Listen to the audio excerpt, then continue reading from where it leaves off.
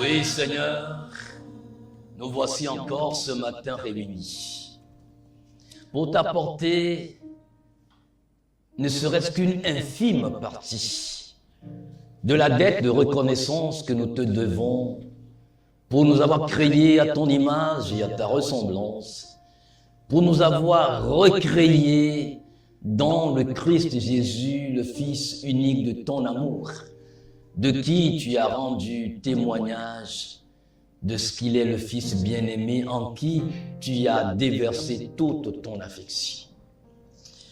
Grâce à lui, comme l'apôtre Paul pouvait le dire, nous sommes ce que nous sommes aujourd'hui. Même si ce que nous serons n'est pas encore manifesté. Loué soit le Seigneur, le Saint-Esprit, qui phagocyte en nous la nature christique. Et nous sommes persuadés que au jour où il se manifestera dans sa gloire, ce fiancé nous trouvera dignes de l'œuvre accomplie par le Seigneur, le Saint-Esprit. Seigneur Esprit Saint, bienvenue et prends la place qui est tienne au nom de Jésus-Christ. Amen. Asseyons-nous s'il vous plaît. Nous voulons nous réjouir parce que le Seigneur est bon. Je voudrais que tu te retournes et que tu dises à ton voisin, Dieu est bon. Il m'a fait du bien. Oh mon âme, pourquoi t'as-tu au-dedans de moi? Attends-toi à l'Éternel, car je le louerai encore. Je l'adorerai encore. Je l'exalterai encore. Je rendrai témoignage de lui encore. Car de belles choses sont à venir. Hier est passé. Aujourd'hui est un nouveau jour. J'ai foi en Dieu. Que son plan pour ma vie, que son plan pour mon foyer, que son plan pour ma famille, que son plan pour ma carrière s'accomplira vaille que vaille. Que l'ennemi le veuille ou pas, que moi-même je le veuille ou pas, l'investissement de Dieu dans ma vie sera rentabilisé au nom de Jésus-Christ. Amen. Gloire à Dieu. Qu'est-ce que nous voyons affiché sur l'écran? Nous voyons affiché sur l'écran des images. Images d'enseignes, images d'étendards, images de pavillon sur un bateau, images de drapeau.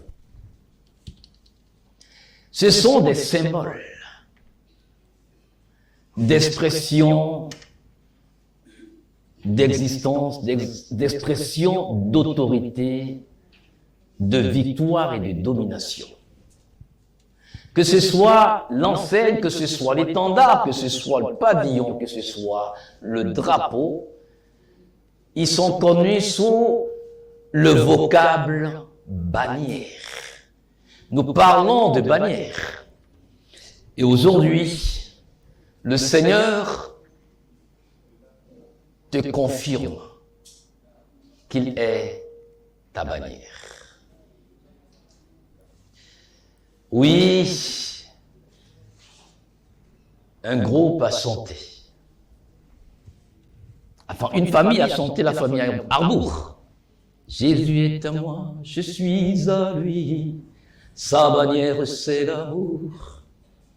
Jésus est à moi, je suis à lui. Sa bannière, c'est l'amour.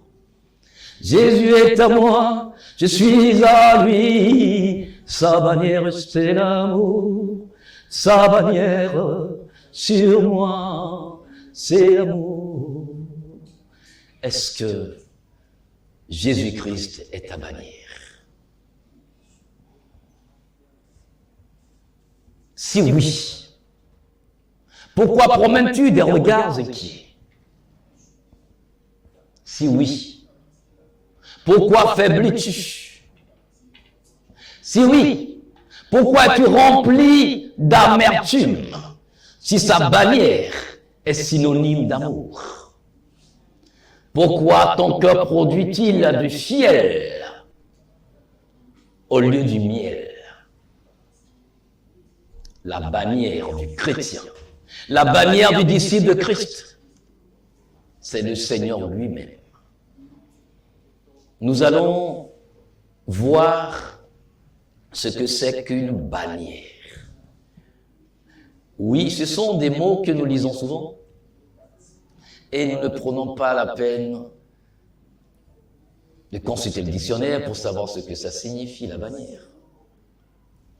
Dans l'Ancien temps, dans le Moyen-Âge, c'est l'enseigne, c'est le signe visible des seigneurs de guerre. Donc, tous ces puissants de l'époque avaient des signes distinctifs de leur domination sur leur territoire. La bannière, c'est l'étendard que l'on porte lors des processions. Vous allez voir, quand vous prenez, même aujourd'hui, dans le monde régulier, vous croisez des processions d'idolâtres avec leur étendard. C'est-à-dire ce qui constitue le symbole de leur existence dans la société. C'est l'étendard.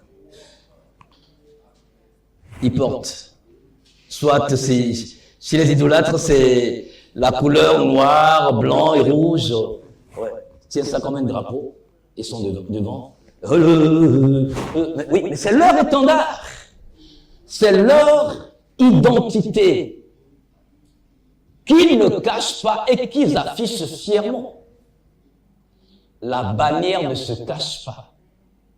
La bannière est exposée, elle est visible. C'est un pavillon de navigation maritime.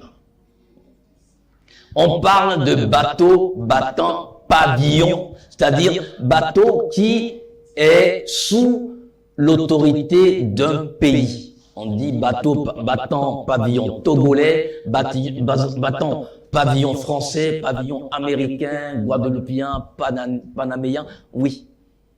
Ça veut dire que quand on voit ce bateau sur les eaux, ou même dans les eaux internationales, on sait à qui appartient le bateau ou d'où provient le bateau. Si les hommes marquent ce qui leur appartient, c'est Dieu qui ne te marquera pas.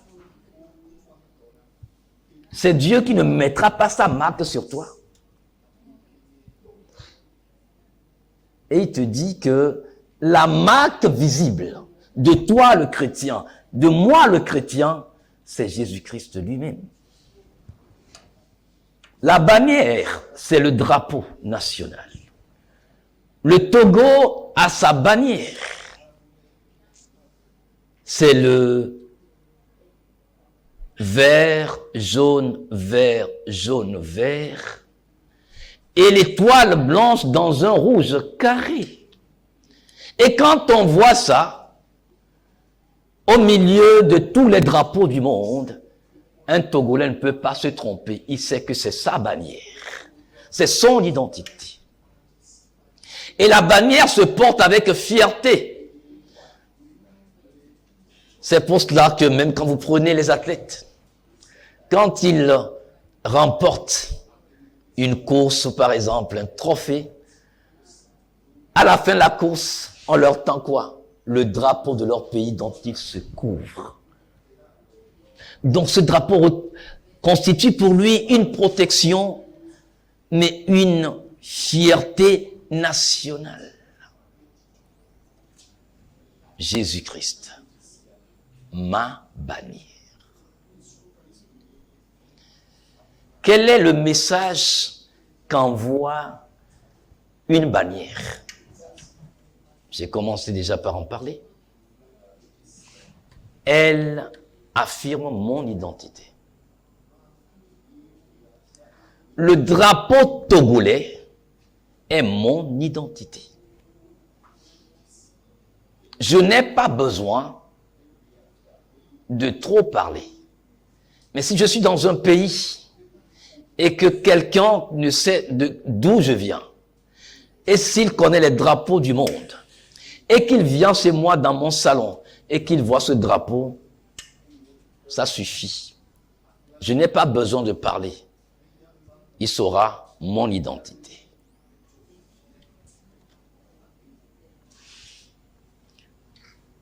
C'est le symbole non sonore de mon union à une personne, à une cause qui est importante pour moi et que je suis prêt à défendre même s'il faille que ma vie y passe. Donc, on dit, il s'est battu pour le drapeau togolais, pour le drapeau américain, pour le drapeau. Pourquoi est-ce que pour les soldats, quand ils vont à la guerre et qu'ils y perdent leur vie, oui, on les enterre. Avant leur enterrement, il y a toujours, ils sont drapés. Leur cercueil est drapé, recouvert du drapeau du pays pour lequel ils se sont battus.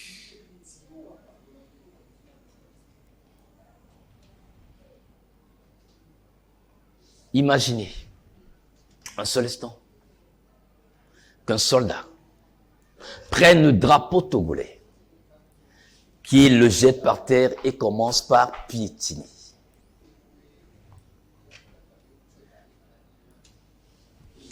Il sera pris sur le coup et c'est la loi martiale qui l'attend. Parce qu'il s'agit d'un reniement public de son identité nationale et d'une injure à la dignité nationale. Le drapeau est l'expression de la souveraineté, c'est-à-dire du pouvoir, de l'autorité sous laquelle, mon frère, ma sœur, tu vis, c'est ma fierté. La bannière est ta fierté, ton drapeau est ta fierté. C'est ce qui prouve que tu appartiens à un groupe, à un clan, à une nation, à un groupe de foi. Et la parole de Dieu te dit que Jésus-Christ est ta bannière. Il est ton drapeau. Comment est-ce que tu traites ce drapeau? Quel est l'importance de ce drapeau pour toi? Combien nous n'avons pas chanté Jésus-Christ est né, Didoudou flaga. Et yata, nous m'a permis un po, ma vouvui, afia du corps bénin, Jésus-Christ est né, Didoudou flaga. Oui. C'est vrai que les gens ne chantent pas bien. Ils disent Jésus-Christ est né, Didoudou fiala. Non, flaga, la flag. Jésus-Christ est le drapeau. Mon drapeau de victoire. Jésus-Christ est mon drapeau victorieux. Il est mon drapeau de domination. Il est mon drapeau de dignité. Et je n'ai pas honte. Le cantique que je viens de chanter en hébreu dit, je n'ai pas honte de ce drapeau. Comment tu peux avoir honte du drapeau de ton pays, de la bannière de ton pays? Ça veut dire que tu as honte de ton pays. Alors sors de ce pays ou renonce à ta nationalité. Et Jésus-Christ est notre drapeau, il est notre bannière. Le cantique dit, je vais élever cet étendard, je vais élever cette bannière. Comment élèves-tu la bannière du Christ tous les jours? Comment j'élève la bannière du Christ tous les jours? Dans mes paroles, dans mes fréquentations, dans mes choix, comment ce drapeau, oui, est élevé? Si Jésus-Christ est ma bannière, je dois donner de la valeur à cette bannière. Jésus-Christ est ma bannière. Qu'est-ce que ça signifie bibliquement? Bibliquement, cela signifie que Jésus-Christ est mon point d'ancrage, c'est-à-dire ma sécurité infaillible.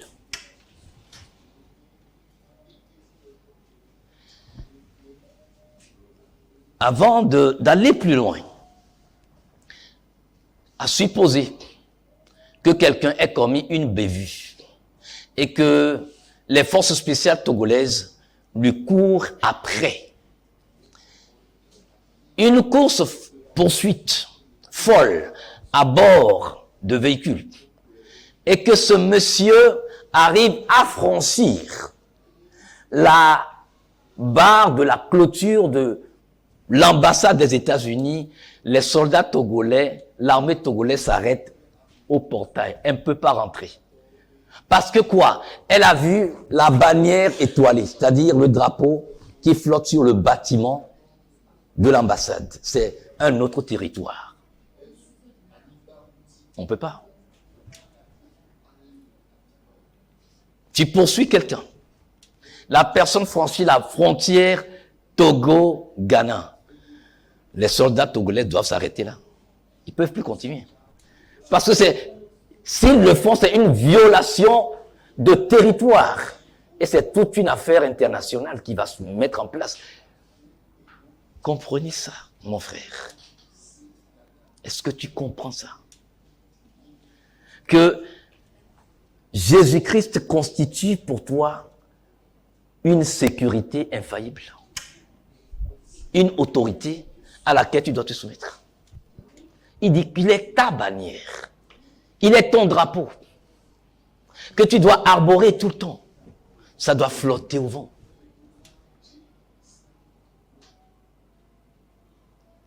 Quel est l'état de ce drapeau? Comment ce drapeau est hissé? Ça me rappelle une histoire. J'ai vu,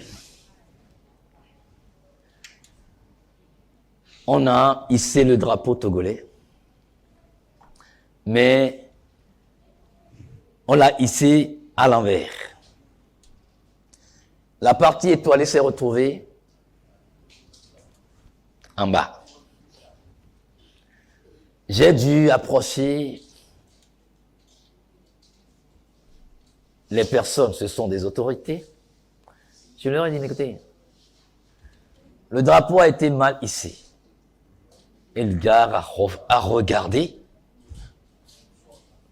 et il a jeté un coup d'œil à son collègue. Bon, tu sais, quand c'est dans un commissariat, mon Dieu m'a fait grâce, moi, quand je vois certaines erreurs tout de suite, ça me frappe. Mais il ne pouvait pas descendre le drapeau. Il doit attendre le soir, à 18h, voilà. Mais à supposer que ce ne soit pas moi qui l'ai vu, et que c'est le commissaire de l'arrondissement qui a vu ça. Je crois que ce policier qui a commis l'erreur, en tout cas, il en aura pour son compte. Ou si c'est le ministre qui passait par là et qui l'a vu. Ce commissaire divisionnaire a des ennuis. Vous comprenez ce que ça veut dire? Quelqu'un me dira, non, c'est juste un morceau de tissu. Oui, c'est un morceau de tissu, mais qui porte une puissance en elle ou en lui.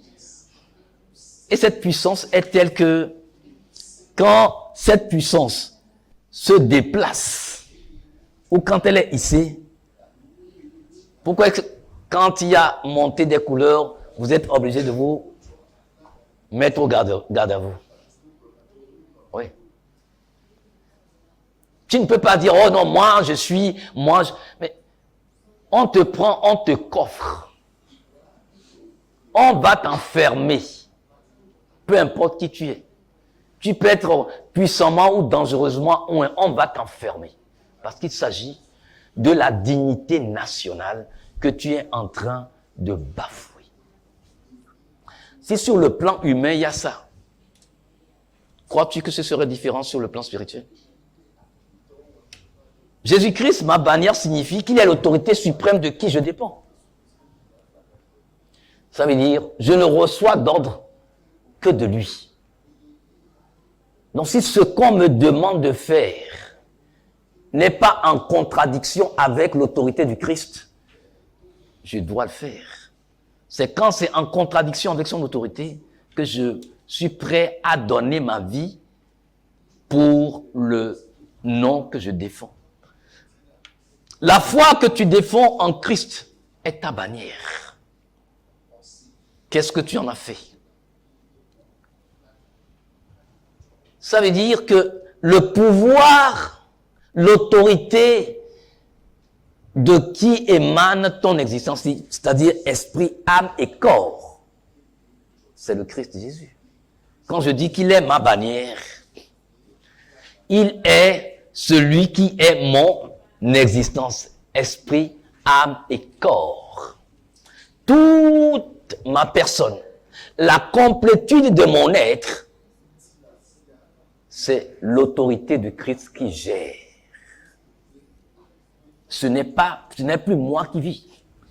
On a beau chanter, ce n'est plus moi qui vis, alléluia, c'est Jésus qui vit en moi. Mais oui, mais s'il est vraiment ma bannière, on doit savoir, on doit le vivre à travers mes choix, à travers mes fréquentations. Sinon, il n'est pas ma bannière. Il est ma sécurité, mon abri sûr, mon secours qui ne déçoit pas dans la détresse. Est-ce que Jésus-Christ est ton secours? Ou tu fais comme certains qui disent, Jésus, oh, tu m'as déçu. Jésus-Christ peut te décevoir. C'est ton manque de foi qui a plutôt déçu Jésus-Christ. C'est ta fébrilité spirituelle qui a déçu Jésus-Christ. C'est ta déception qui a déçu Jésus-Christ, si je peux me permettre le pléonasme ou la redondance. Jésus-Christ ne peut pas te décevoir. Non. C'est la malcompréhension de tes attentes en lui qui t'ont déçu. Jésus-Christ ne peut pas te décevoir. En tant que bannière, la bannière ne déçoit pas.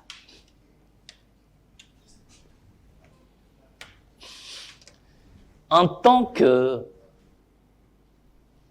Église, pris individuellement et corporativement, nous avons une visibilité dans le monde. Voici ce qu'il nous dit dans 2 Corinthiens 5, le verset 20. Il dit, nous sommes donc ambassadeurs pour Christ. Dieu, par nous ainsi dit, pour ainsi dire, exhortant par notre moyen, nous supplions pour Christ, soyez réconciliés avec Dieu. Nous sommes ambassadeurs. Mes frères et sœurs en Christ, ça veut dire que nous sommes des diplomates qui sont accrédités sur terre auprès des humains. Et nous avons une mission. Avez-vous vu une fois la bannière d'un pays, le drapeau d'un pays flotter sur une maison banale? Non. La bannière flotte sur des bâtiments officiels et sur des bâtiments diplomatiques pour marquer la domination, pour marquer l'appartenance, l'autorité du pays. Donc, quand on parle de visibilité du chrétien, il dit que nous sommes une ville construite sur une montagne. La montagne, c'est lui. Mais la ville est construite sur lui. Donc, ça veut dire, ce n'est pas la ville qui fait la montagne, c'est la montagne qui élève la ville. Et si au-dessus de cette ville-là flotte un drapeau, la bannière de Christ. Mon frère, tu es celui ou celle, ma sœur, qui doit faire voir la domination, le règne de Jésus-Christ. Il dit, si vous faisiez partie du monde, il serait plein d'amabilité pour vous, car le monde aime ce qui est à lui. Mais voici, vous n'appartenez plus au monde juste, puisque en vous choisissant, je vous ai retiré du monde. C'est pourquoi le monde vous déteste. Pourquoi veux-tu faire compromis avec le monde? Tu peux faire tous les compromis, le monde ne t'aimera pas. Parce que le Seigneur te dit que en te choisissant, il t'a retiré du monde. Satan le sait. Ces démons le savent. C'est toi qui ne sais pas qui tu es. À partir du moment où tu as confessé Jésus-Christ comme ton Seigneur personnel et le sauveur de ton âme, tu as été retiré du monde. Pourquoi t'étonnes-tu que ceux qui ne sont pas du Christ te détestent? Au moins, eux te permettent de comprendre que dans le monde spirituel, tu as un éclat. Tu ne peux pas faire la paix avec un lion affamé. C'est pas possible. Il n'a qu'un objectif, c'est te dévorer. Aucun compromis possible. Si tu voyais un lion et qu'il te regarde passer, sans rien te dire, c'est qu'il est rassasié. C'est tout. Sinon, si le lion est rassasié, tu peux passer devant son nez, il te dit absolument rien. Mais le Seigneur te dit, ton ennemi, il fait comme un lion rugissant, cherchant qui se laissera dévorer. Donc, tu te laisses dévorer à partir du moment où tu fais des compromis avec le monde. Le Seigneur te dit, ce n'est pas vous qui m'avez appelé, c'est moi qui vous ai appelé et qui vous ai établi. Non, il dit, je t'ai, en te choisissant, mais le choix c'est quoi? Quand tu fais un choix, c'est que tu t'empares de ce que tu as choisi. Oui, mais si je choisis ça, ça dit si c'est exposé, et que je choisis, ça veut dire que je m'en vais avec. Donc il dit, en te choisissant, il t'a retiré du monde. Ça veut dire que le monde n'a plus d'influence sur toi, mais toi-même, tu peux décider de coopérer avec le monde.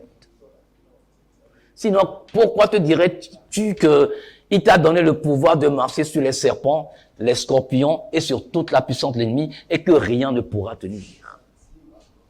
Crois-tu que le Seigneur peut mentir? Il est la vérité. Donc, en tant que disciple de Christ, mon frère, ma sœur, tu es la représentation diplomatique du ciel sur la terre. C'est pour cela que la bannière du Christ, la bannière céleste, le drapeau des cieux doit flotter dans ta vie tout le temps. Qu'il pleuve, qu'il vente, le drapeau du Christ doit flotter. La bannière du Christ doit flotter au-dessus de toi. Parce que tu es la représentation diplomatique de Jésus-Christ sur terre. Il dit que tu es un ambassadeur. Si tu es ambassadeur, ça veut dire que oui, Tu n'appartiens pas. L'ambassadeur est ambassadeur auprès d'une autre nation. Il n'est pas ambassadeur dans son propre pays. Oui. Il dit que tu es la lumière du monde, ça veut dire que le monde se trouve dans les ténèbres. Et puisque lui-même il est lumière, donc tu es un élément étranger sur terre. Pourquoi veux-tu que les gens du monde puissent s'accommoder avec toi? Si vous voyez aujourd'hui des extraterrestres sur terre, comme on voit dans les films, ils ont une grosse tête, ils ont une peau verte. Oui, mais si vous voyez un être humain avec une tête comme ça, et la couleur de peau verte, et des yeux qui sortent de l'orbite, est-ce que vous n'allez pas fuir? Voudriez-vous qu'une telle personne vienne vous faire des câlins? Pourquoi est-ce que vous ne comprenez pas ça? Pourquoi nous ne comprenons pas ça? Que nous sommes pour eux des extraterrestres. Nous ne parlons pas le même langage spirituel. Nous ne parlons même pas le même langage moral. C'est pour cela que ce qui est immoral à tes yeux, pour eux, est tout à fait naturel. Maintenant, mon frère, si tu es la représentation diplomatique du ciel sur terre,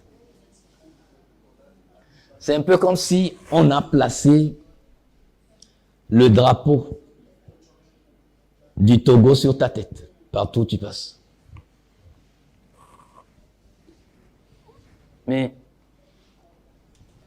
qu'est-ce que tu fais de ta tête aujourd'hui? Mon frère, ma sœur, si ce n'est pas pour venir ici, est-ce que tu ne teinterais pas tes cheveux en couleur rose, en couleur jaune, en couleur bleue, en couleur orange? Parce que c'est la tendance.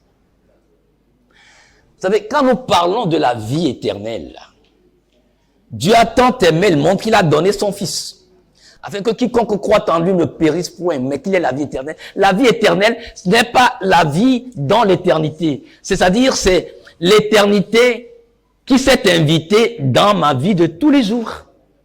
C'est ça la vie éternelle. C'est-à-dire l'éternité divine. Le conseil divin s'est invité dans ma vie de tous les jours. C'est ça la vie éternelle. Mais la plupart du temps, la mauvaise compréhension fait que nous croyons, non, mais c'est quand je serai arrivé au ciel. Non. Le ciel est déjà vivant en toi. C'est pour cela qu'on dit que tu as la vie éternelle en Christ. Sinon, pourquoi physiquement tu mourrais?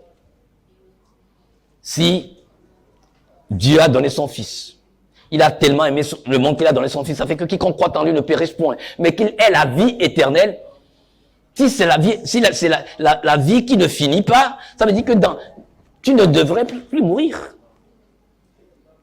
Donc la vie éternelle, c'est le ciel qui s'invite dans ma vie de tous les jours. Si le ciel s'invite dans ma vie, ça veut dire que ce n'est plus ma vie.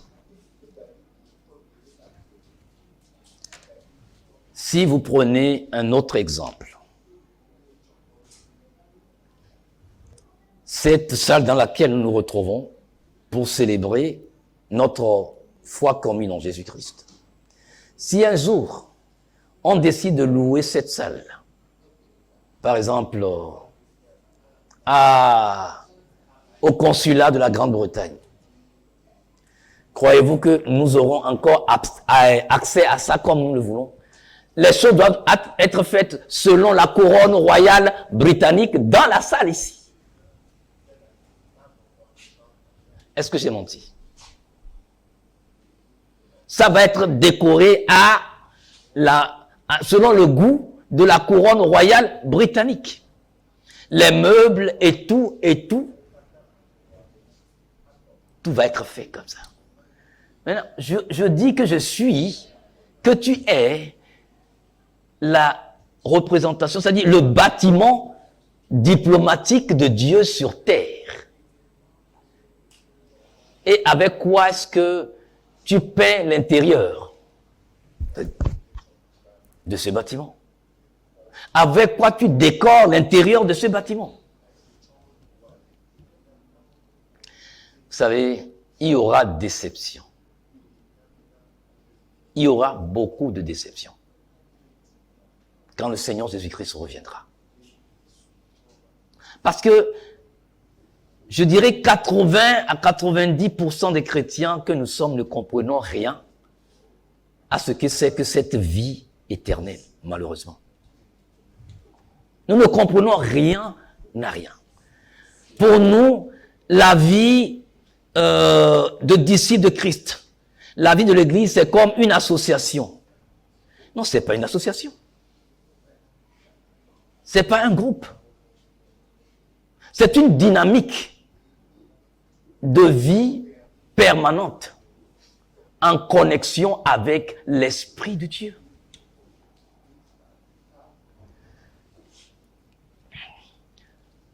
Ça veut dire que en tant que chrétien, en tant que chrétienne, en tant que disciple, tu es un mini-État. C'est-à-dire un royaume qui a toute sa souveraineté. Tu es une mission étatique hautement stratégique dans un État hôte. C'est pas, tu comprends. Quand on parle de souveraineté, on parle d'une autorité, d'un pouvoir, d'une puissance qui s'auto-suffit. Et en tant que des ambassadeurs de Jésus-Christ sur terre, nous sommes des ambassadeurs plénipotentiaires, c'est-à-dire avec plein pouvoir de faire vivre la vie de notre identité là où nous sommes.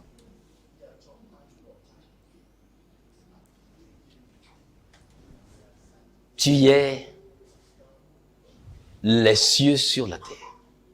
Tu es le ciel sur la terre. C'est pour cela qu'il t'a dit, tout territoire qu'aura foulé la plante de tes pieds, tu l'as en héritage. Parce que c'est toute la puissance des cieux qui s'est déversée en toi et qui te permet de vivre jour après jour.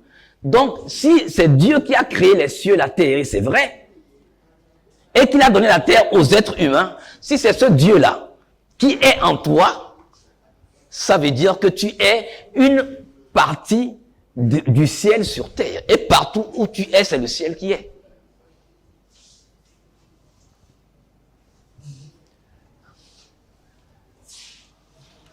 En tant que représentation diplomatique de Dieu sur terre, ton signe distinctif, c'est la bannière, c'est le drapeau qui flotte sur toi. Lorsque vous voyez un bâtiment diplomatique, vous n'avez pas besoin qu'on vous le dise, à moins que vous ne connaissiez pas le drapeau du pays. Si vous connaissez le drapeau du pays, vous savez que c'est un autre territoire. Et pourtant, c'est au Togo. Pourquoi, par exemple, l'armée togolaise ne peut pas avoir le droit, en poursuivant un malfaiteur ou quelqu'un qui a commis un crime de lèse-majesté, quand il franchit, je dis, le portail d'un bâtiment ou d'une enceinte diplomatique. Et pourtant, c'est nous-mêmes, les Togolais, qui avons donné ou vendu ce lopin de terrain sur lequel ils ont construit leur ambassade. Mais à partir du moment où l'ambassade est construite là-bas, elle devient un territoire français, un territoire américain, un territoire britannique. Nous n'y avons plus accès facilement. Ok? Si le président de la République ou du Conseil peut venir ici, mais il n'a pas besoin de permission. Mais croyez-vous que les motards vont forcer le portail de l'ambassade. S'il n'a pas appelé, le portail sera fermé aux motards. On sera obligé d'appeler l'ambassadeur pour dire, mais le chef de l'État nous a fait une visite surprise, hein, c'est inopiné. Et qui donne l'ordre pour qu'on ouvre.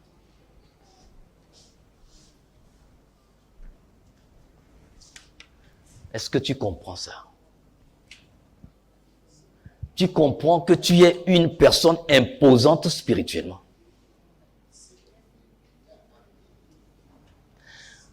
Que Dieu nous donne de voir la valeur, l'autorité que nous détenons. Comme ça, on va plus se laisser balloter par qui que ce soit ou par quoi que ce soit. Le chrétien ne connaît pas sa vraie autorité, son vrai pouvoir, sa vraie nature. Ce qui fait que vous avez même peur de ce qui ne peut pas vous faire peur. Vous avez peur des sorciers, vous avez peur des charlatans, vous avez peur des adorateurs, de vaudou et tout le reste.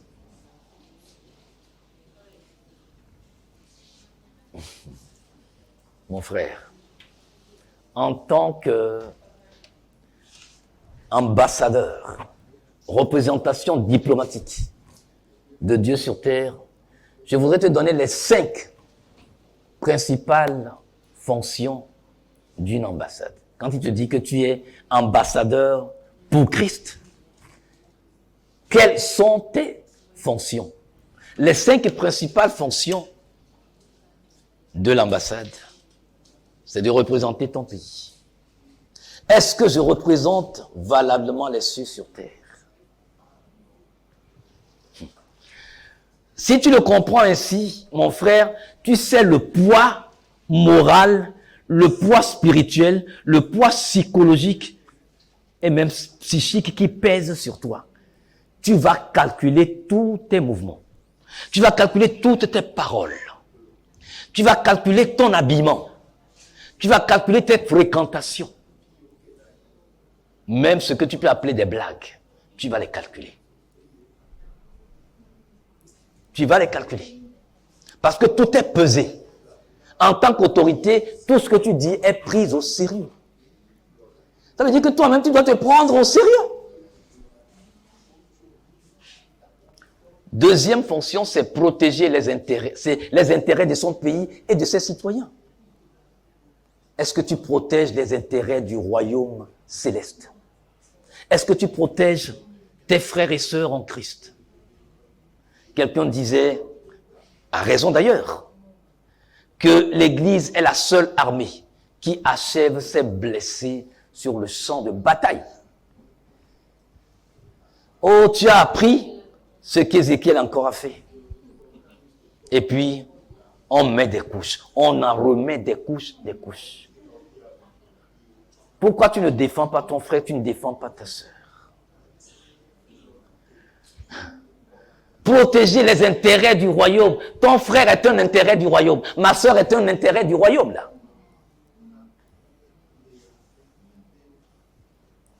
Mon époux est un intérêt du royaume. Mon épouse est un intérêt du royaume.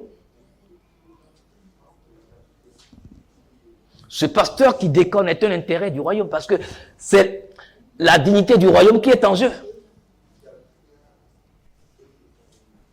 Il faut défendre. Il faut protéger, il faut défendre les intérêts du royaume de Dieu. Nos quartiers sont maintenant remplis de bars.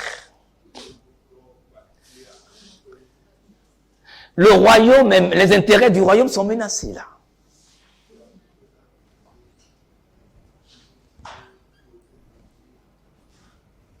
Qu'est-ce que nous faisons? Négocier des accords en faveur du royaume. C'est-à-dire faire ce qui doit, oui. Aller les chercher. Aller les chercher. Quand tu vas chercher un pécheur, Tu lui parles à telle enseigne que, oui, tu l'amènes dans le royaume.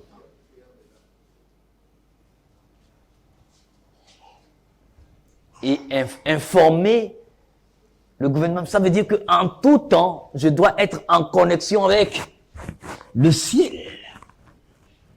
L'informer minute par minute de ce qui se passe sur la terre, ce qui se passe dans mon quartier, ce qui se passe dans mon lieu de travail, ce qui se passe dans mon foyer. Oui, parler au Seigneur, informer. Parce que si je ne vais pas bien, ce sont les intérêts du royaume qui sont en jeu. Dieu ne peut pas supporter ça. Il faut parler. Il faut informer. Et la meilleure information, c'est la parole. Parler avec Dieu à travers la parole, à travers la prière, à travers la communion fraternelle. Formule. Ouais. Est-ce que nous disons à Dieu ce qui ne va pas, par exemple, dans notre pays? Est-ce que nous sommes tellement concernés? Mais pourquoi l'ambassadeur doit communiquer avec son gouvernement? Si le pays dans lequel il est, la situation politique ou économique est défavorable pour le pays, mais autant demander qu'on puisse rapatrier l'ambassadeur. Et vous allez comprendre aussi que les bâtiments là sont hyper protégés. Ces bâtiments diplomatiques sont protégés. Ce n'est pas le bâtiment qu'on protège, ce sont ceux qui travaillent dans ce bâtiment, ce que ce bâtiment représente par les personnes qui travaillent, qui fait que le bâtiment est protégé. Pourquoi Dieu te protège? À cause de qui tu es, à cause de l'esprit qu'il a déposé en toi, c'est pour ça qu'il te protège. Est-ce que tu le comprends? Si oui, pourquoi est-ce que tu ne fais pas ce pourquoi il y a cette armada d'anges qui te protège de jour comme de nuit? Est-ce que tu parles de ton royaume aux gens? En décembre, on est sorti ici, oui, qu'on veut rendre ministère, qu'on veut évangéliser, c'est une bonne chose. Mais combien l'ont fait? Sur vos portables, vous pouvez évangéliser. Sur vos portables, vous pouvez évangéliser. Sur le profil de vos portables, vous pouvez mettre même un verset biblique que quelqu'un peut lire. Mais qu'est-ce que vous mettez? Mettez des robes, vous mettez des portables, photos de portables, vous mettez, c'est-à-dire tout sauf ce qui peut amener quelqu'un à venir dans le royaume de Dieu. Et quand on va sur les statues, oh, il y a quand même, ça c'est autre chose, ça. Moi, je ne suis pas fan de statues. Ok? Mais si vous arrivez, parce que je ne sais même pas comment ça se fait, de toute façon, à faire des statues là, je ne connais rien là-dessus. Maintenant, si vous savez le faire, pourquoi vous n'utilisez pas vos statues pour prêcher à quelqu'un? Même si tu prends une photo d'un verset biblique, mets ça dessus. Ça va. C'est-à-dire, nous parlons des intérêts du royaume, là. Est-ce que pourquoi tu es ambassadeur? Les intérêts du pays. L'ambassadeur n'est pas là pour faire son propre business. C'est pour cela qu'en tant que diplomate, il n'a pas le droit de faire du business. Aussi longtemps qu'il est en fonction.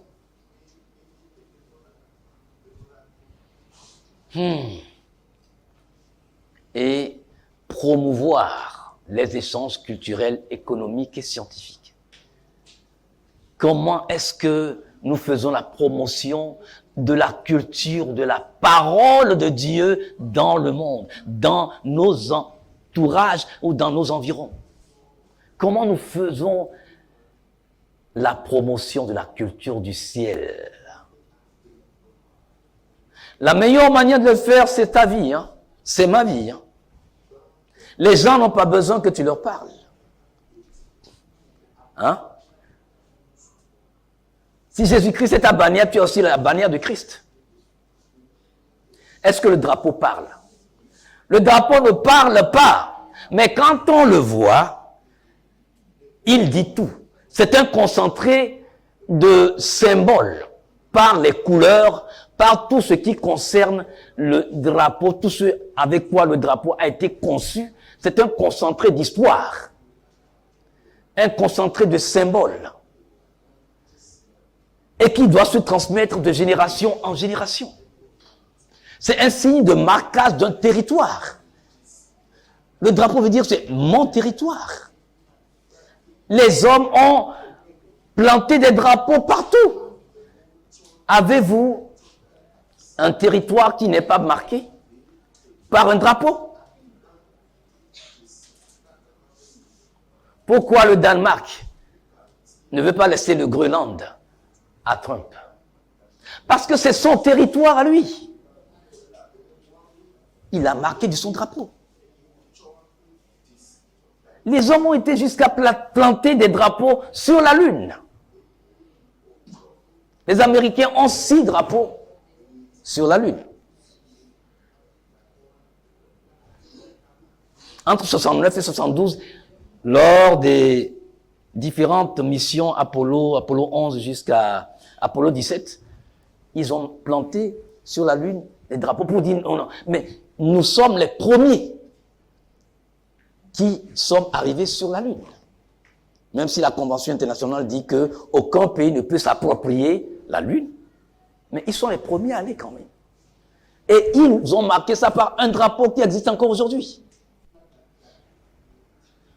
Dieu veut te marquer. Dieu veut me marquer. Comme sa propriété. À telle enseigne que dans le monde spirituel, Satan et ses démons sachent que c'est son territoire à lui. C'est son bâtiment officiel. Je suis le bâtiment officiel de Dieu. Tu es le bâtiment officiel de Dieu.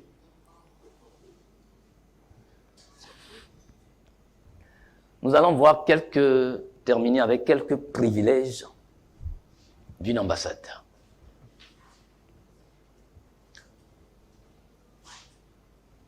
Inviolabilité des locaux et des archives. On ne peut pas violer, comme je l'ai dit précédemment,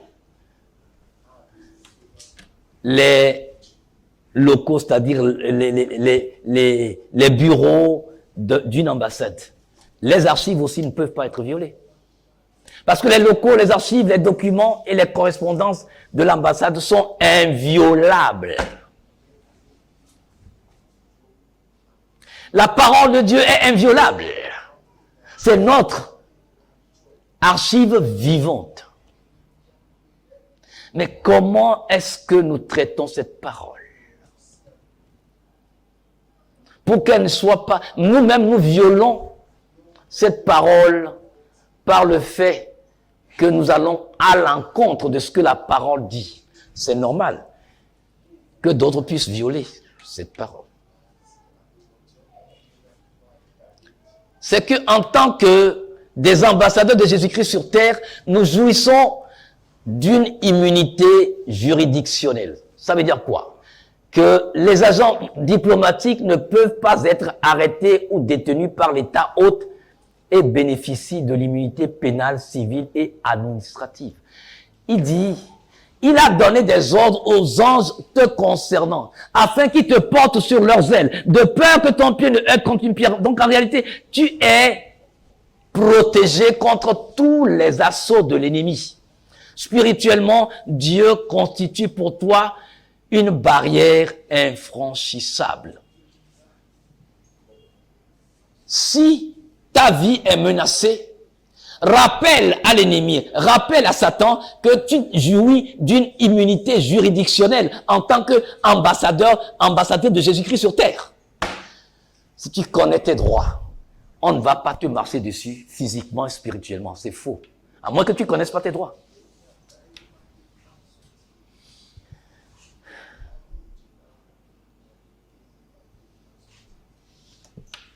Troisième privilège, c'est la liberté de communication. L'ambassade peut communiquer librement avec son gouvernement, y compris par valise diplomatique qui ne peut être ouverte ni retenue.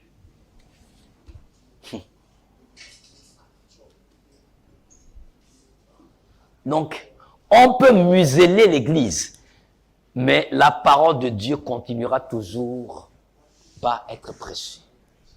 D'une manière ou d'une autre. On ne peut pas t'empêcher de proclamer l'évangile. Mais tu peux refuser de proclamer l'évangile. Ça veut dire que Satan ne peut pas s'interposer dans ta communication avec papa. Tu peux communiquer avec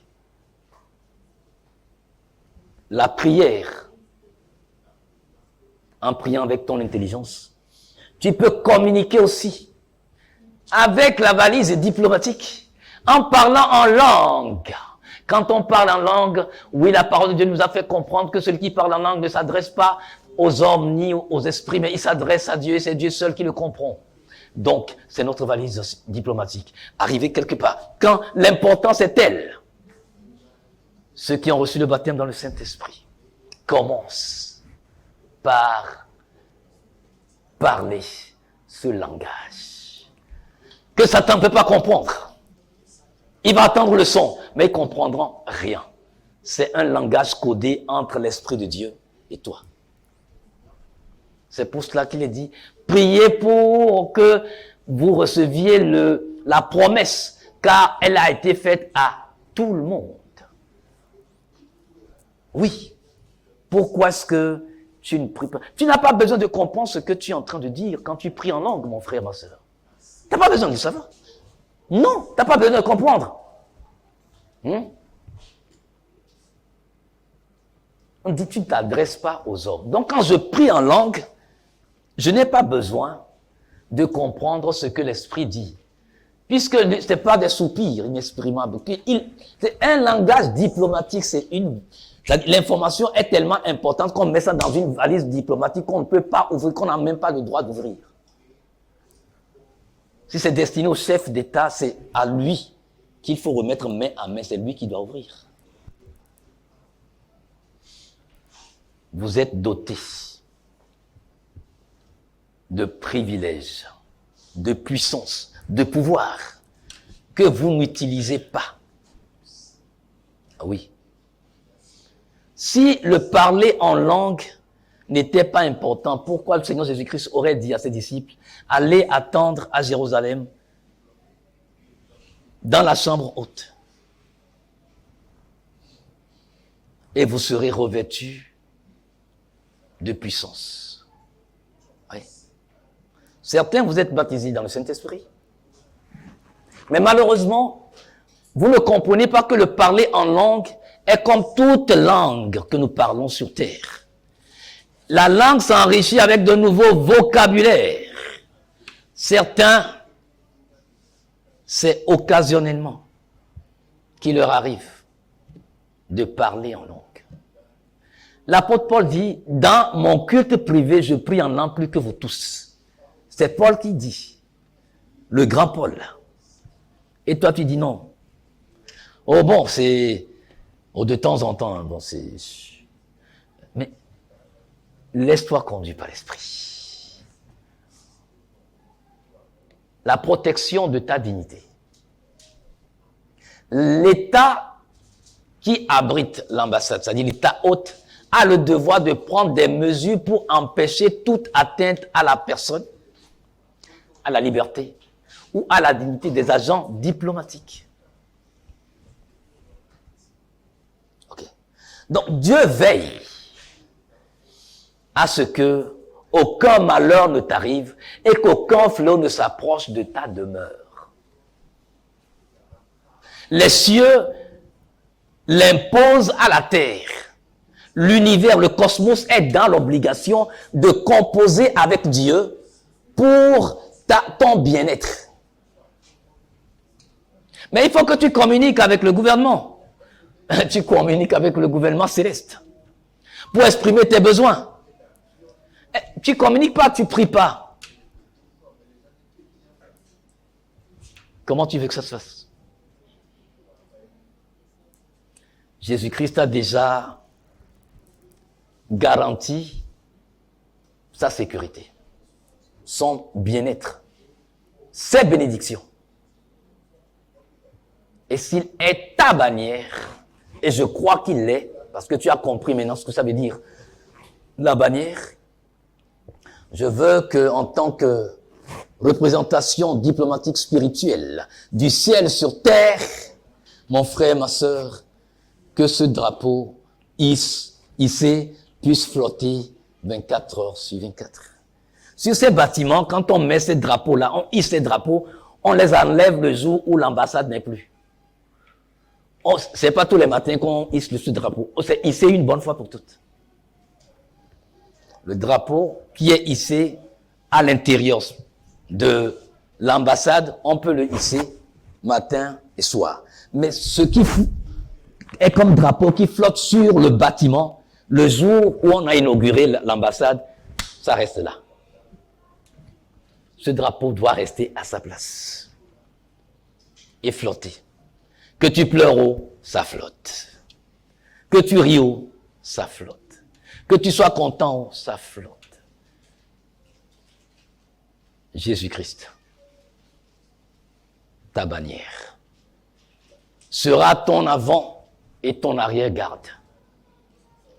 Il marchera devant toi et il subjuguera toute autorité, toute puissance devant toi. Va, domine là où tu es. Prends de l'ampleur, repousse les murs. Mon frère, ma soeur, repousse les murs. Oh, prends le cas d'Israël. Israël est pris en sandwich par des nations ennemies et pourtant, le Dieu de ce Israël est ton même Dieu. Israël est là et repousse ses limites. Si Jésus-Christ est ta bannière, tu peux être sûr, tu es du no limite. Que plus rien. Je dis que plus rien ne t'arrête dans ta progression. Demeure béni au nom du Seigneur Jésus-Christ. Amen.